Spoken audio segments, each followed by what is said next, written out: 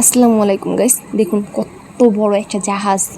আপনারা কি কেউ দেখছেন? দেখবেন বা কীভাবে? আপনারা কি আর খুলনার মানুষ তারা এত সুন্দর ভিউকে দেখতেই পারে না? তো যাক, আমি কথা কম বলি।